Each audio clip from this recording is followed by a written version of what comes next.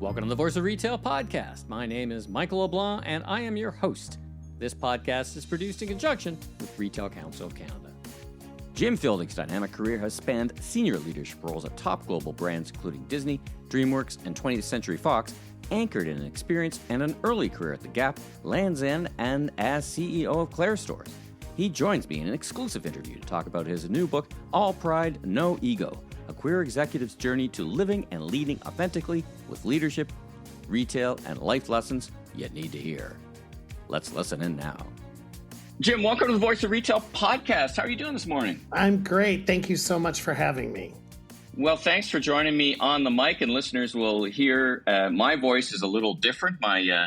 Jim and I were talking off mic. I'm having dongle problems, and my microphone isn't connecting. But I'm so looking forward to our conversation. Where am I finding you this morning? You are finding me in my home office in Atlanta, Georgia. A beautiful spring day in Atlanta, Georgia.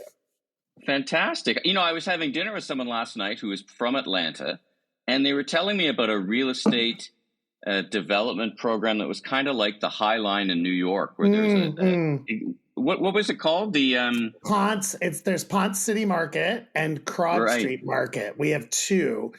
Ponce City Market used to be a Sears distribution warehouse. Really cool. Right.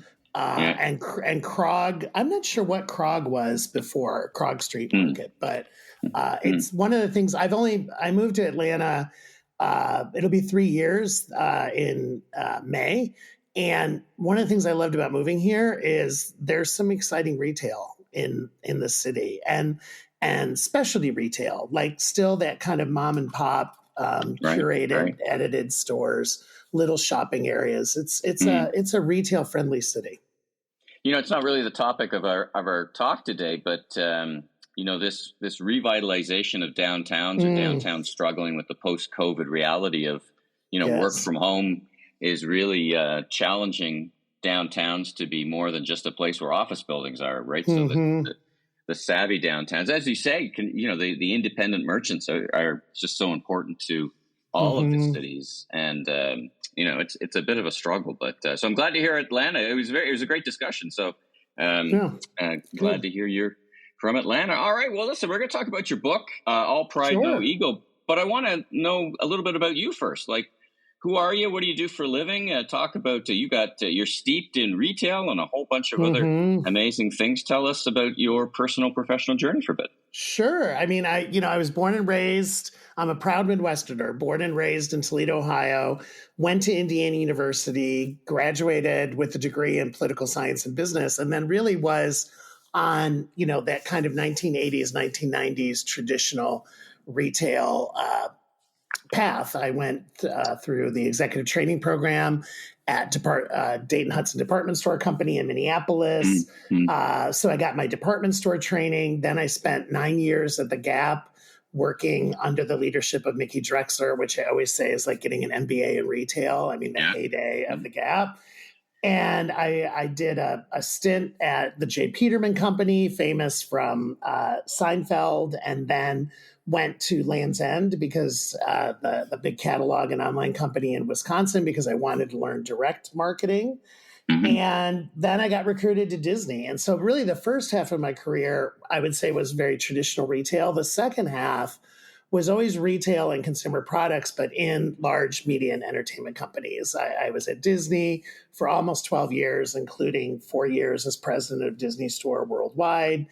I left Disney to become the CEO of Claire's Stores, the girls' jewelry and accessory stores based in Chicago.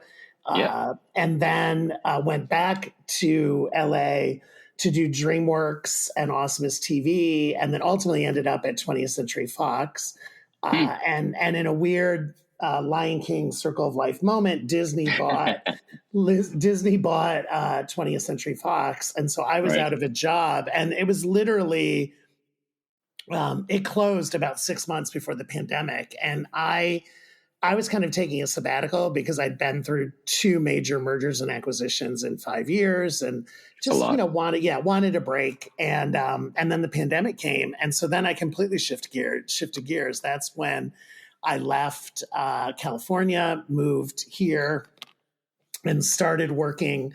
My day job, as I like to say, is I'm the partner and president of Collab division at Archer Gray, which is a small independent media company based in New York. I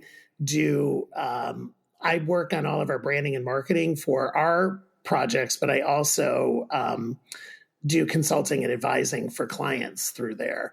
And so I'm always under NDA, so I can't say who my clients are, but sure.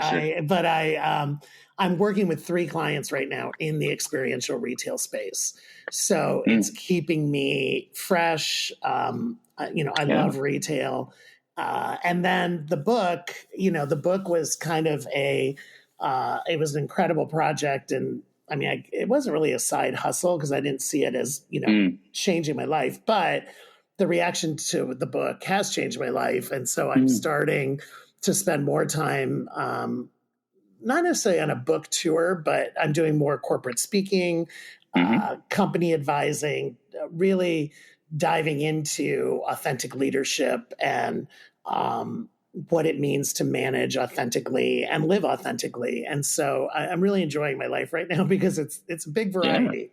Yeah. I mean, any day I could be working on the book or, a speaking gig, or I could be advising one of my clients on their projects. And I love the variety. Wow, what an interesting life! Now, so many questions. Sure. As I said, I'm actually here in Vegas. There's a conference here, a big conference called Shop Talk. Shop Talk, yes. So we've been interviewing leaders here. We talked to folks from Brooklyn and Home Depot, actually from Atlanta as well. It's my Atlanta day or week. I can't have you on the mic. I'm going to take a little side angle here. What's your impression of post-COVID retail? I mean, this spectrum that we like to talk about, that this bifurcation of retail, either your experience or efficiency or luxury or value, and somebody in the middle, as my partner Steve Dennis says, is kind of in the unremarkable middle. Do you see it that way as well? You've got to pick a spot, and if you're kind of somewhere in the middle of that, you're not great at any of those. You're good at those. That trouble is that your experience? Yeah, I mean, I have so much respect for Steve. I've followed him and known him for years. I agree. I think, I don't necessarily think it's about, I do agree with the bifurcation, and I do think there's kind of a mass and class thing going on here. But I think the most important statement in what you're talking about and what Steve said is it's pick a lane and know who you are and be true to yourself and be consistent. Because I think the days of trying to be all things to all people are kind of over, right? It's really hard to play. And I think that's what we're seeing happen with department stores. I think it's what we've seen happen with specialty stores who have lost their way. I think you can't out Amazon, I always say, right? So let Amazon be what Amazon is, but that doesn't mean your e-commerce strategy has to say beat Amazon. You know what I'm saying, Michael? It's like don't stick your chin out. Don't stick your chin out with those fists of concrete and try It's to be more efficient. Yeah. But for your brand and your store or your concept and your customer, more importantly, your guest, your fan, whatever you call them, like what do they need in e-commerce? Right. What do they expect with you? What do they expect from you in omni-channel? And that's kind of what I mentioned at the beginning about Atlanta. I see a return to specialty that really makes me happy, right? I see a return. Listen, I shop Amazon probably more times a week than I should, right? But I shop it for a very specific need, right? For basics and refills and things that I don't want to go to the store for. When I want to shop or try on some new clothes or buy a gift for somebody, I tend to want to go to a specialty store and see what's out there and see what's been curated for me. And so I think these days of retail is you have to know who your customer is, know what your brand is, know what your offering is, and then be true to that and be consistent. Well, it's interesting days. So, well, listen, thanks for that. I'm glad you brought up the department stores, given your background. It must be, and I spent a bunch of years at Hudson's Bay as well. So I've got the department store background in my roster as well. So and we just listened to Tony Spring, the new CEO of Macy's, telling us about the future. So, I think he's going to come on a Remarkable Retail pod, but he says, let me deliver first, and then I'll come tell you about how I did it. So we're like, I'm pulling for him. I'm pulling for him. We said, from your lips to God's ears. Totally. Let's hope you do it. I have a lot of respect for Tony. I met Tony through the industry quite a few years ago when he was still at Bloomingdale's, and I'm pulling for him. Like I'm pulling for everybody. Like I love retail as an industry, and I think we're better when we have variety. I think we're better when we have competition. I think we're better when we have innovation. So I'm pulling for everybody. All right. Well, no shortage of that. Well, thanks for that little tag. Let's get back to the book. All Pride, No Ego: A Queer's Executive Journey to Living and Leading Authentically. So let's start with diving in. I want to learn a bit before I get into the book. I want to know your process or your tradecraft in writing the book. Is this a book that was kind of percolating for many, many years, and it all kind of said, this is how I'm living and this is how I'm leading, and I need to get it down onto paper? Like, was it easy to write the book? Did it all, these are the principles I live by? Or talk a little bit about your journey in actually writing the book. That's a great question. I think it had been percolating. I'd had people in my life say, you should write a book, and I would kind of, slough it off. I've been a journaler my whole life, and I've told other people this, like, people who want to be a writer, and like, start being a journaler. And again, in the pandemic, as I was kind of, those projects you do when you're kind of housebound, I went back and I pulled all my journals that were in a bunch of different drawers and places into like one place. And as I was doing that, I just started flipping through them and reading them and reminding myself of stuff. And I think the book kind of came out of that. And I had time on my hands. I was on sabbatical. I literally Googled, how do you write a book treatment? I didn't know. I didn't use AI. It's me, but I literally, I was like, I knew people in the publishing industry from my time at, Disney and DreamWorks and Fox. Sure. Not this kind of book industry, but I did call some people and say, gosh, if I ever wanted to do this, like, what do I need to do? And what really happened is I had a couple of publishers that were interested. I did not have a book agent, which is unique. And so I was basically doing it myself. And I ended up, the publisher I'm with, John Wiley & Sons, it's just been an amazing experience. The unlock that the executive editor that made the deal with me, Shannon Vargo, did was, she said, at the time I was 56, she said, write the book that 26-year-old Jim wished he had. Like 56-year-old Jim should write a book basically to yourself. Like what book do you wish you had at 26 that doesn't exist? Wow. And that really was the unlock. And then I started, the book is organized around these 10 kind of leadership life lessons. That's really how I started the book, Michael, was I wrote down, like, what are, the Jimisms? I had about 15 or 16 guiding principles, and then, narrowed them down to the 10 that are in the book. But it wasn't easy, but it was really fulfilling. It was, I learned a lot about myself and other authors I've talked to. Like I started out saying, okay, I'm going to write an hour a day. And that was horrible because then that's the Dan Pink style. Yeah, right? Exactly. Dan Pink tells me, I start at this time, I stop at this time. And it's so interesting because different authors, even first-time authors, have different processes, right? Totally. And I was not good with that. I felt pressure, like saying I was going to write every day from 9 to 10. And so I kind of wrote when the inspiration hit me, Yeah. Well, luckily you were pretty inspired. So let's get into it. So, the through line, you talk often about the importance of bringing your whole self to work and leading authentically. Was there a moment, was there a moment or an epiphany in your career where this struck you as the key facet of leadership? Were you always kind of like that, or talk about that in the pretty traditional corporate world, man? You're in middle America corporate world, right? So I had my Oprah aha moment, epiphany for sure. And it's really when I was in the department stores, because as much as I was learning in the department stores, I was living a double life in the department stores. I was really presenting as straight, changing pronouns, not really involving my personal and professional life. And I was doing well, by the way, professionally. But I started to have some physical and mental stress ailments that a person at my age shouldn't have had. I was having migraines, I was having some GI issues. And as I was going to a doctor trying to get better, they kept talking to me about stress. And I was like, oh no, I don't have stress. Well, of course I had stress because I was living a double life. And really, that's really when I made the decision to leave the department store. And, Gap was recruiting me. And I really did my homework on Gap. And, again, this is the late 80s, early 90s. But Gap, being based in San Francisco, they had an incredible culture. They had incredible policies.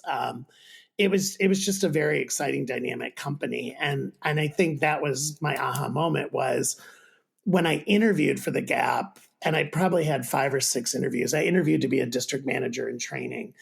I basically interviewed fully as myself. It doesn't mean that I wore a rainbow sweatshirt into the interview, but it was, if they asked me anything that started to get into the personal, what do you do in the weekend? What do you do for fun? And I wouldn't change. I would talk about my partner and I'd use he instead of she. And I was kind of almost using that as a litmus test to test what the reaction was going to be. And if I saw any negative reaction, then that would have been a yellow flag, right? So, and there wasn't. And so when I arrived as a district manager in training at Gap, I arrived fully as myself.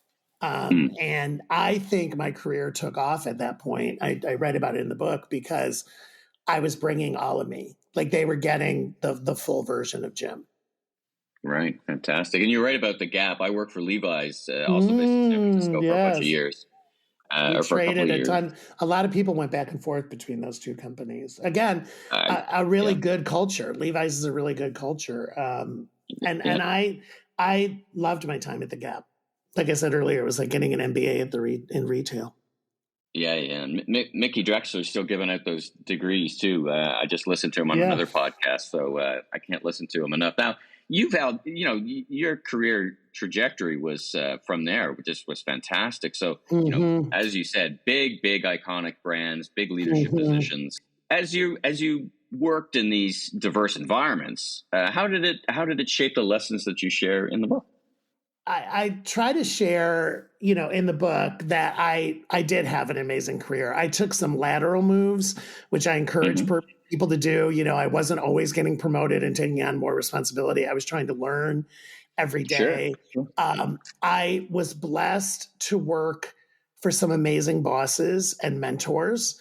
And I firmly believe that their mentoring of me and their honest and direct feedback, allowing me to make mistakes. I think that's something else I talk about in the book, is that I wasn't perfect. I was allowed to make mistakes as long as I kind of failed forward and learned from those mistakes. I worked really hard, and I trusted that that hard work was going to be rewarded. And I think, again, that goes back to the quality of the leaders that I was working for. And if I ever got to a point with a company where I felt I'd kind of peaked and, there wasn't that next move for me, which is, honestly, when I left the Gap, I kind of stalled a little bit at the Gap, and I felt like I needed another, I needed a boost. That's, when I opened myself up to being recruited, and I ultimately landed at a much smaller company called the J. Peterman Company. Yeah. But again, I learned things at the J. Peterman Company that I would have never learned at the Gap. Right. And so I think the second lesson in the book is stay constantly curious and be a lifelong learner. I really did embody that in my career. I never wanted to be done. I still don't want to be done today. Even with the clients, the clients that I'm working with now, I'm doing some things, learning about AI, learning about frictionless POS, things that are new for me. These are new skills, and that I have to study in order, to be an effective consultant, to be an effective advisor, and to help my clients. And I love that. I love that I'm constantly learning. Well, and let's anchor that in your 10 actionable leadership lessons that you've mentioned. So, what we were talking a little bit about the state of modern retail. Is there any? I don't know. It's kind of like picking.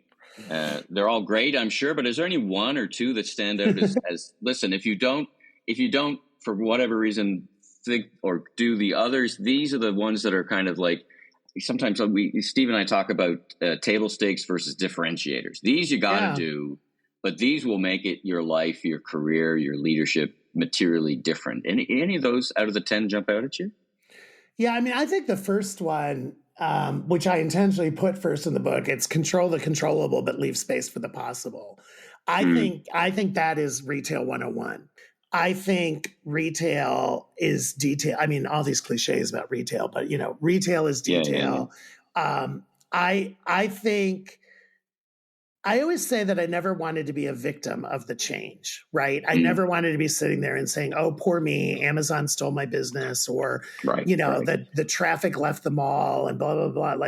So I kind of live my life on the 80-20 rule, where I try to control 80% of my business, 80% of my life. And in retail, when Christmas is coming every year, right? When Halloween is, again, who your customer is and what their there's a rhythm holiday. to it. There's a rhythm to it. But at the same time, you can't be so controlling and so anal retentive that you cut yourself off from reacting to trends, right? And so I think that's, what I really talk about in the first learning is this art of balancing being control and being detail-oriented and managing projects, but at the same time, leaving yourself open to when new input comes in or new stimuli comes in or something changes in the world, i.e. a pandemic, right? That you have the ability to flex and you have the skill set to flex. To me, I think retail requires, especially retail in these days, requires such a huge degree of nimbleness and flexibility.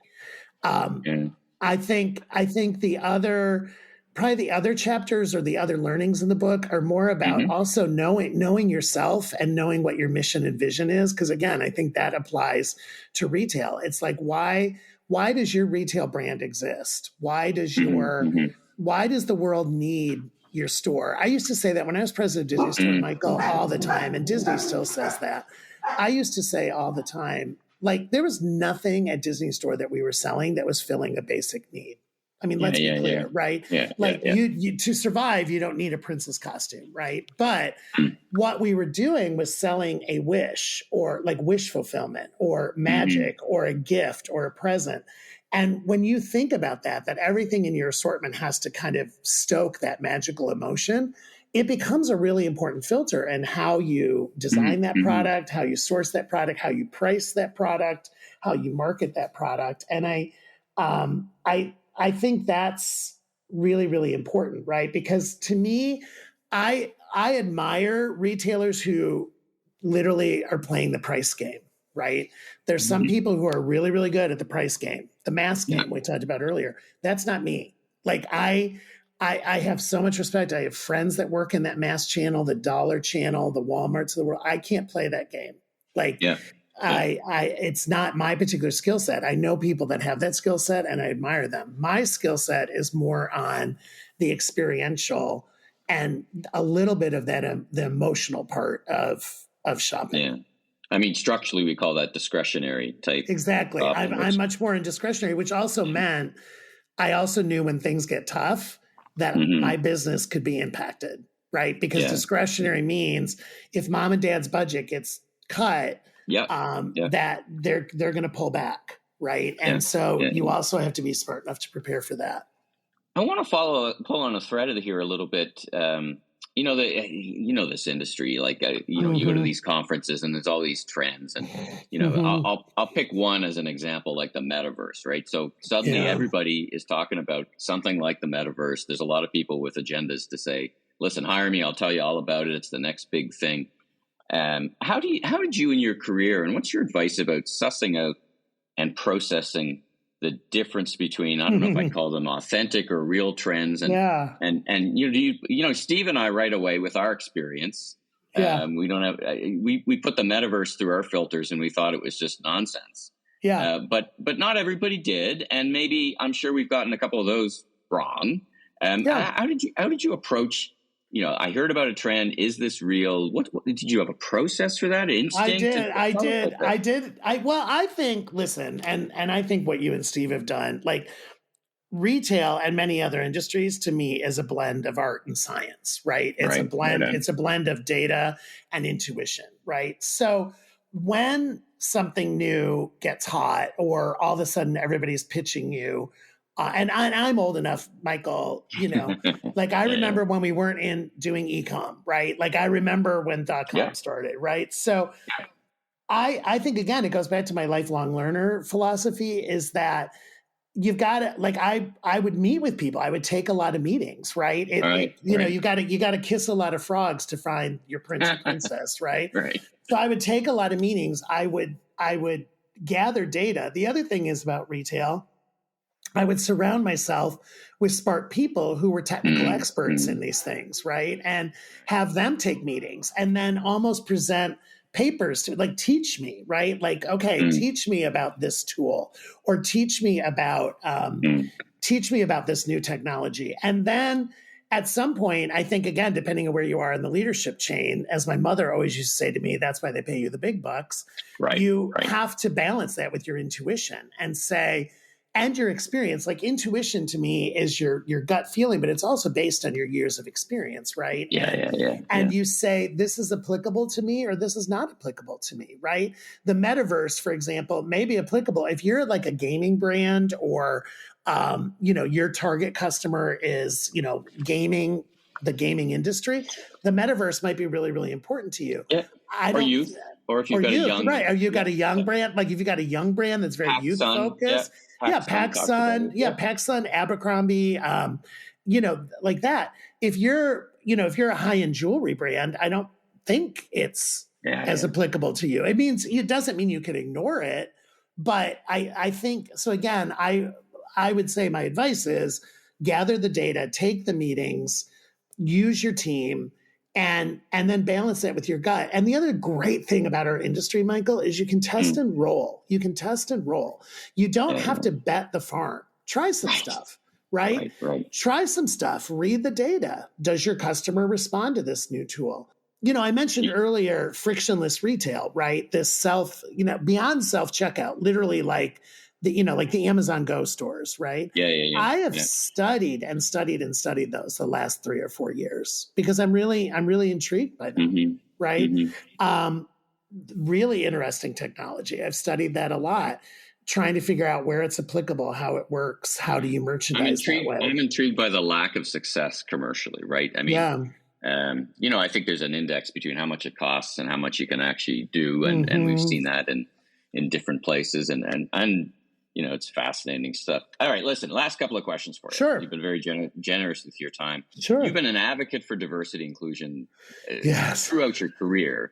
So it's kind of advice time. So for the leaders who are listening and the organizations that they represent, what's your advice how they can more effectively embrace diversity to create a sense of safety, belonging, and just accelerate their people's careers like yours got accelerated? Talk about your advice. My advice is, regardless of what a government does or a legislature does, and whether there's a DEI initiative or not, DEI is important for your business for a variety of reasons. Number one, the workforce that's coming up is the most diverse workforce we've had in American history. How they ethnicity, their sexual identity, gender identity. So basically, if you want employees that are under 30 or 35, they're going to come at you very different than your employees who are 50 plus. The second thing is, and I think this is where I always came from, because at the end of the day, I'm a capitalist and I had goals to make and I wanted to sell stuff, right? Is your customer base is the most diverse customer base we've ever had in history. And I always felt that your employee base or your team needed to look like your customer base, right? I always thought it was dangerous if you had a bunch of 50-year-old white guys sitting together trying to figure out what jewelry to sell at Claire's, right? Because which is a historical challenge for department stores. Very historical. The executives did not look like their customers. At all. The executives, their board of directors, their advisors that they used do not look like the customer. And so I think that's my advice to leaders is doing diversity is smart. Embracing diversity, embracing belonging, embracing inclusivity, it is smart business.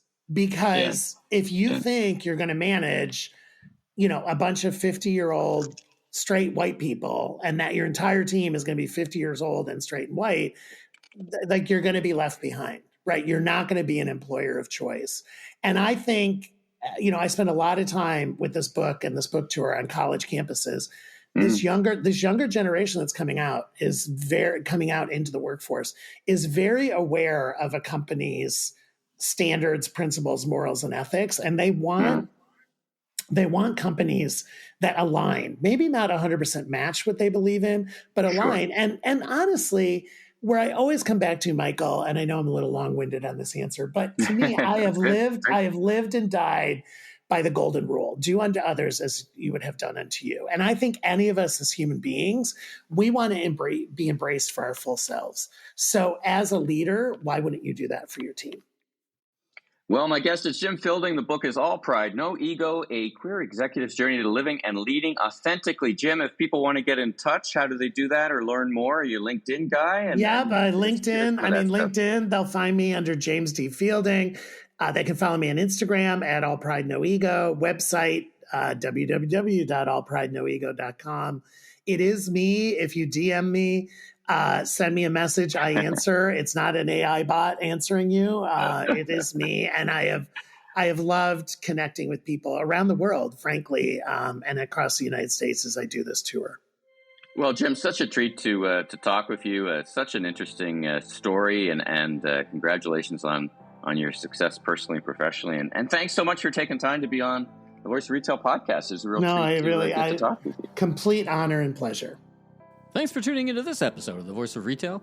If you haven't already, follow on your favorite podcast platform so new episodes will land automatically each week. And be sure and check out my other retail industry media properties, the Remarkable Retail Podcast with Steve Dennis and the Global E-Commerce Leaders Podcast. I'm your host, Michael LeBlanc, Senior Retail Advisor, Keynote Speaker, Rethink Retail 2023 Global Top Retail Influencer. If you want more content or chat, follow me on LinkedIn. Safe travels, everyone.